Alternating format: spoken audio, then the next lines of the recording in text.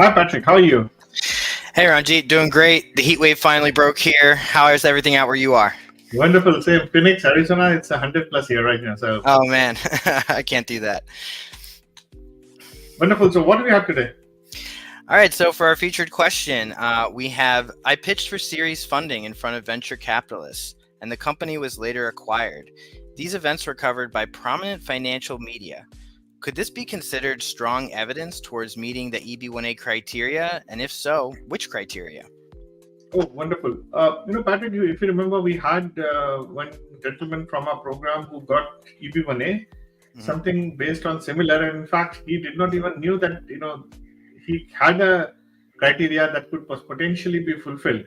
Yeah. Now, one can definitely use this kind of initiative as the criteria, and depending on the role that is important, which criteria one can kind of manifest for the purpose of the EB1A application. First, if one is a founder or a CEO, or let's say at a very senior level or a board member, then this could potentially be considered as an award recognizing your significant achievement. Because in that case, what happens is that you and the company are the same, and the company is only an instrument for you to get something. So the award or any prize or something that is received, it is essentially to you, not necessarily to the company. In law, there is a concept called corporate wheel, actually. It's used normally in a finance or a tax and litigation purposes, but just to bring in a point, it's like this, that somebody is, if let us say I'm running a next league program gets a funding. So it is associated with me. So I am in a position to claim it as an award, even though it is a funding. So that's the first thing. Now, second is if you're an employee, then it would be more, and you have played a very major role to secure that funding, then it would be more as a critical role possibly. Okay. That's what I will put it. So this could be seen as fulfilling a critical role criteria, highlighting your essential contributions to the company, but you would need some kind of a documentation to establish that. Now, let's go to a third possibility also, that imagine that it's not just an ordinary startup. Somebody has valued your startup as a millions of dollars, and you get Series A funding, which is $50 million, $40 million. It means essentially communicates that the idea of the establishment is very profound. In that case, and if you were instrumental in securing the funding, this may be considered as even as an original contribution. Now, so we have one as a award, second as a critical role, and third as original contribution. And it's very progressive in a sense that if you are a founder, then you can possibly use all three. If you are only an employee, then possibly your name is then it could be used only for the purpose of your critical role. Gotcha. And if the idea is very profound and you have got a funding and very huge, irrespective of the fact whether you are an employee or whether you are a founder, you can use it as original contribution. So depending on the nature of your situation and role and the intensity of your work, I think this would be, one can arrive at a decision. In fact, the gentleman whom I spoke about, he was working with one of the leading banks. He kind of helped that financial institution, one of the leading banks in the world. He helped them to kind of create some idea was materialized into a spin-off as another subsidiary. And that subsidiary was valued at $100 million, based on which even funding from external sources was sought. And this is how one can kind of use this for the purpose of EB1A. And lastly, I think the question also pertains to a media assessment. So if it is received in the media, it even helps further actually. So yes, but notwithstanding if your name has to be prominently mentioned on there. So I hope that answers the question. Yeah, that's great. Having the evidence is one thing. How to use it is a completely another thing. So that's excellent to hear. So with the dates moving forward recently for EB1, we've had some interesting questions. You ready to get into those? Absolutely. Great. So Anonymous asks from our Facebook group, has anyone claimed the award criteria with just one award, and how has this been successful? Yes. We have had a person, even though he had multiple awards, for the purpose of EB1A, the person did use only one award, Now it all depends on what kind of what kind of evidences you produce, who selected you, how were you selected, what was the nature of initiative based on which were you selected. So it all depends on multiplicity of factors. But answering a question specifically, the answer is yes. But ordinarily, I would not suggest this actually. Okay. Ordinarily, I would always suggest to have plurality of initiatives to be undertaken. Gotcha. Makes sense. So then we have Anonymous asking kind of an interesting one we might be able to nip in the bud.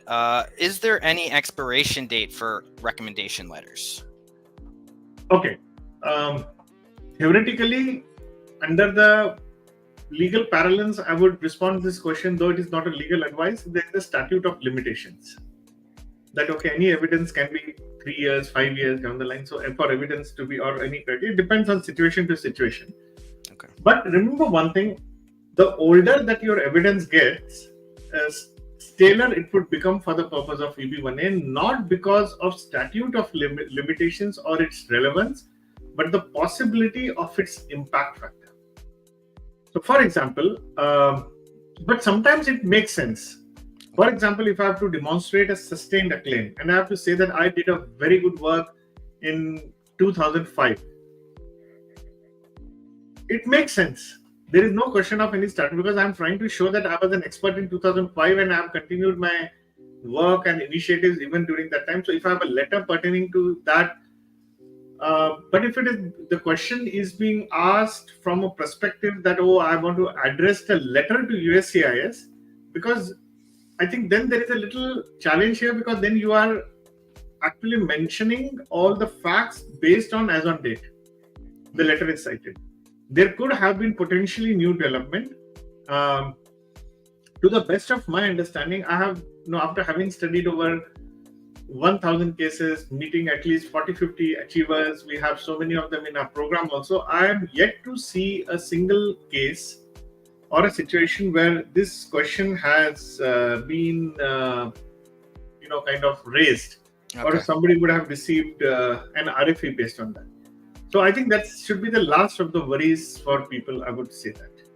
Understood. And then the second half of that question that this person was asking was, can a letter of recommendation be used from something previously in their career that was used for something else, or should it be focused on EB1A? Not necessarily. In fact, if it is for EB1A, sometimes I have seen that it may go against you also, because people tend to use the regulatory language in that, which is not really required. So the best course of action is to kind of maintain, kind of a, meritorious disposition. So it's like this pattern, somebody worked in a company and then the boss appraised him, saying that, you have done a wonderful work. Even that is far better. And it is for a different purpose. It could be even that because of you, maybe it could be a salary hike letter. It would say that because of your exemplary work, based on these things, we are giving you this. So that's also very good, actually. Okay. Good to know. Really good to know.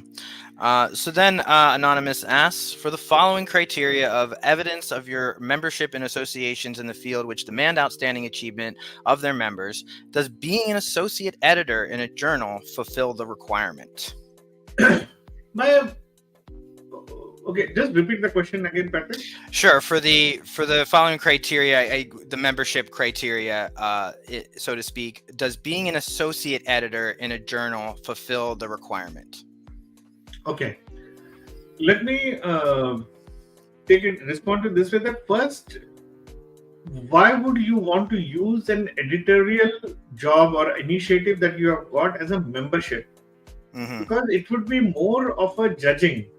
Because you have got a wonderful opportunity to kind of assess the work of the peers, and that's what the judging criteria is meant for. Gotcha. It is not meant for giving you, kind of a membership, because it's not a club or an association. And being an editor of it's a prestigious role though, but I would rather prefer that it is utilized for the purpose of a judging initiative. We have had some of our folks in the program who are doing it, and I think I have been suggesting the same thing to them. Great, because sometimes people don't realize that they can use peer reviewing for the judging criteria. Does that happen often? Absolutely. I mean, it's one of the most because somebody who is in the USA, you judge people, you interview people, you kind of assess people. So that is a good thing to be mentioned. Yes. Great. Good to know. This one might be a little bit more technical, but I'm sure you may have some insights. I have switched employers and my perm is being processed at my new employer. Do I have to wait for this to be processed in order to port my date over to EB1A from EB2? Okay. Now, if this is one has to go into at what stage your perm is also. Right. But as I said, this is not a legal advice. So, on an average, I feel that if your already EB2 was approved and you have a priority date, I think that should be suffice. Okay. To the best of my primary understanding, because that's not intended that your perm should be there. Well, it's not there actually required in a sense. Okay. So. From what I understand, the person had a priority date of 2022. I think it's the person that I'm remembering. So they did have that established. So already, previously. Absolutely. Good. So I would rather, I think this is a good question to be asked to your lawyer actually. But I agree. But I think if your focus is to start your EB1A journey, you have to wait till that happens. So you don't have to. You can always do that later. But that has no bearing on you kick-starting your EB1A journey. Yeah, I did encourage them because I said, with where the dates are, this is a great time. There's no time to waste on getting started. So absolutely, I would rather stick to that actually. Absolutely. All right, so we have an anonymous question, and this kind of goes into the ethics of working towards EB1A. I was contacted by a company offering paid services for citations and media publications.